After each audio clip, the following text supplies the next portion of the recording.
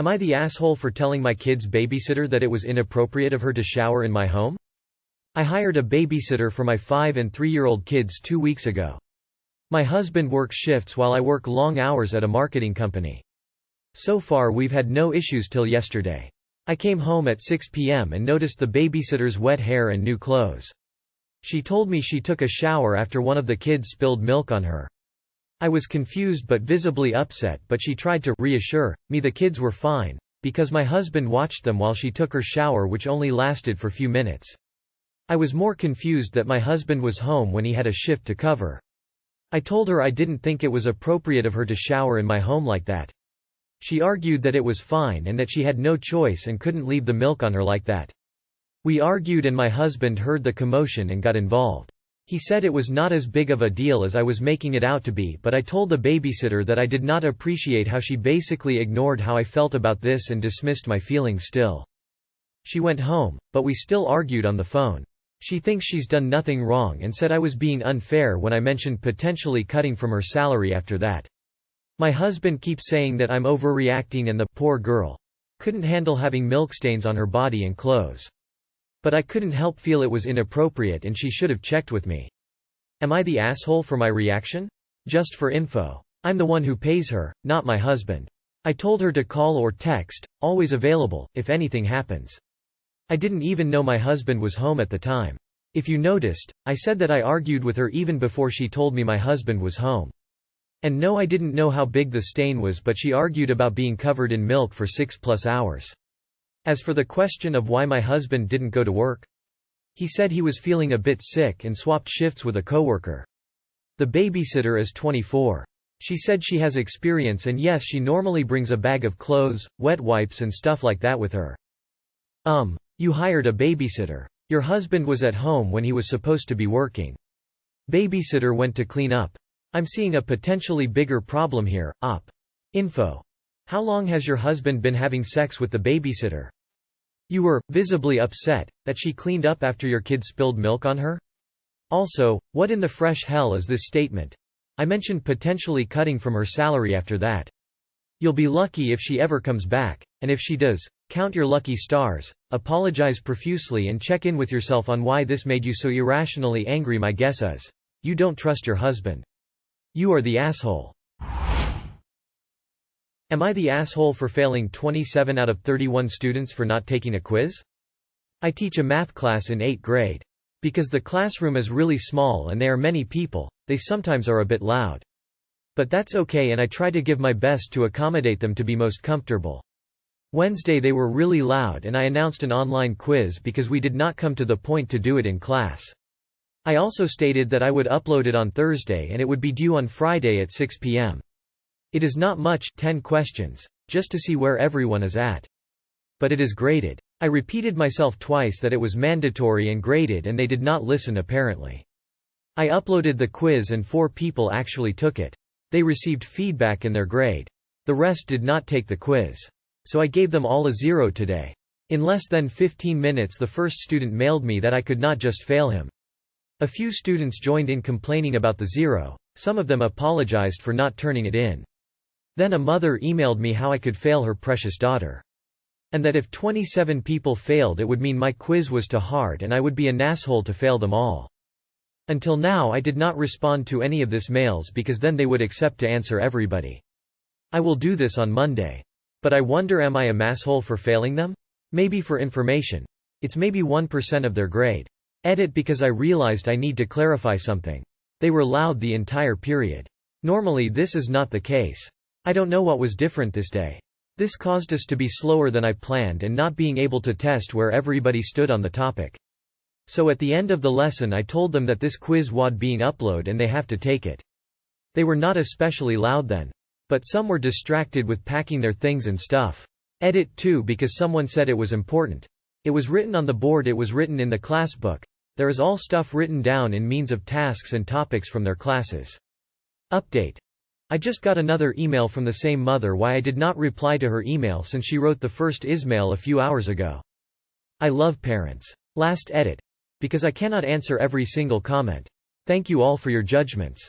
While there were many helpful and respectful comments with constructive feedback, I am really shocked that people insult me as a person for an action I post here. I do not talk about the why the asshole judgments, I take them. I talk about the ones telling me I am a horrid person, a bad teacher, or even insinuating that I am mentally sick, via comments and via private messages.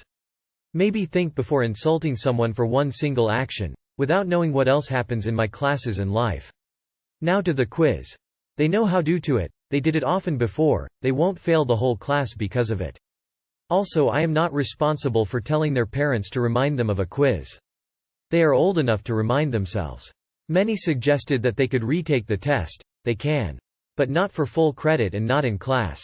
I will tell them on Monday and it will be due Wednesday morning at 8 a.m., also online. As it is a simple 10-question multiple-choice test you can do in 10 minutes on your phone, that is more than enough time.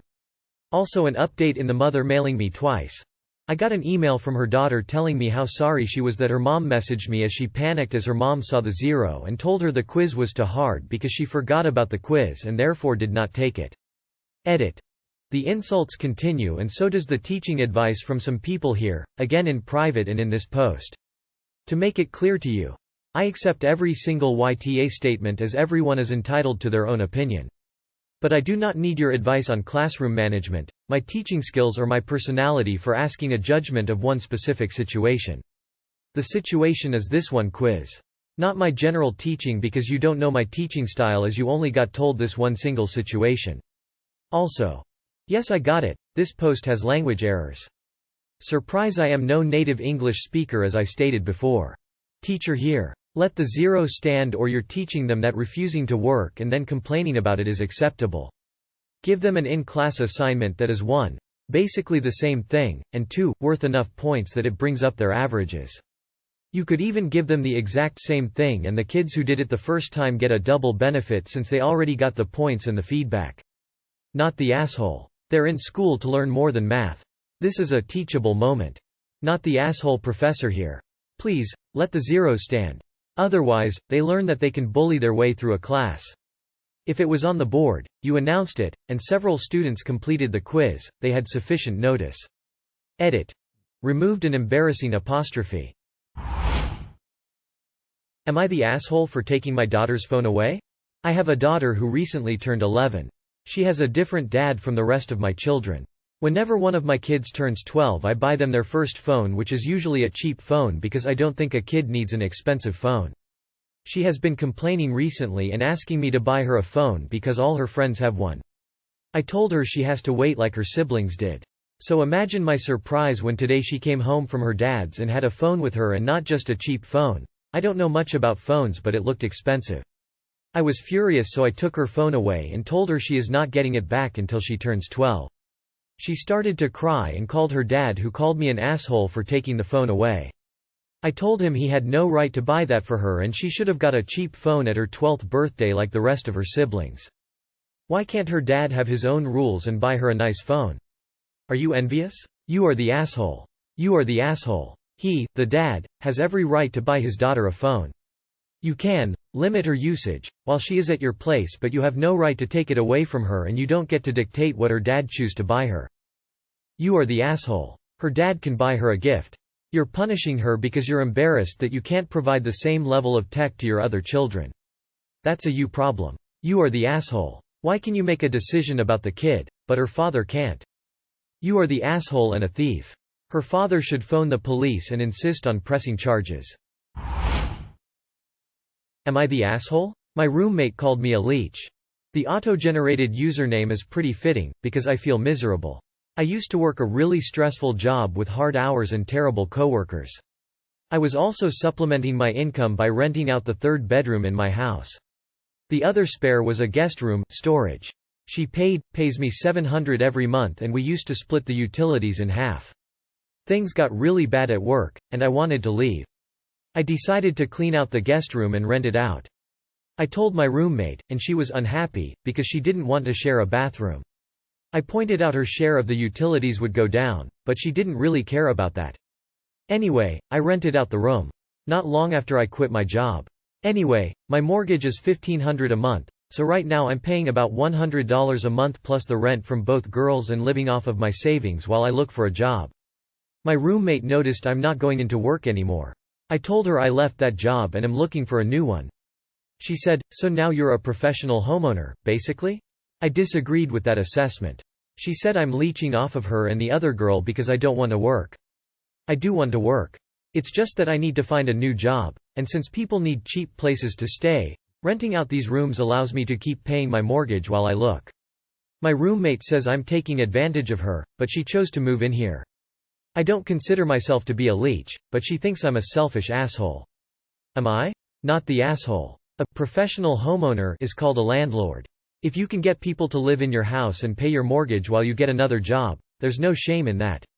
They're living in your house that you bought. Not the asshole. She's free to look for a different living situation if she's unhappy with the changes made. Regardless of who she decides to rent from, they will be profiting in some way from their rent payments.